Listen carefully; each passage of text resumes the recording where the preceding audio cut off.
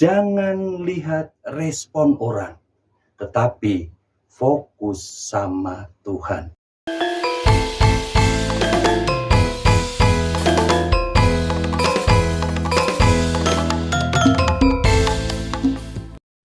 Shalom Bapak Ibu Saudara yang dikasihi oleh Tuhan Yesus Kristus.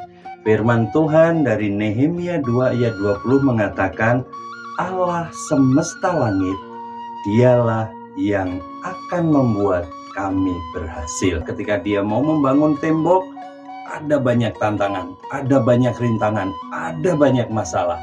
Tetapi Nehemia terus fokus sama Tuhan dan dia berhasil.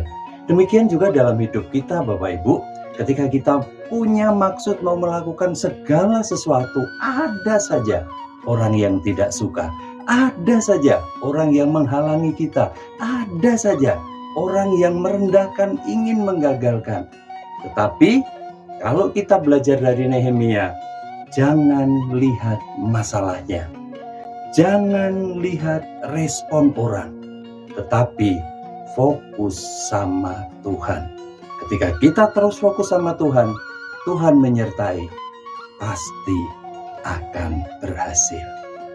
Tuhan Yesus memberkati.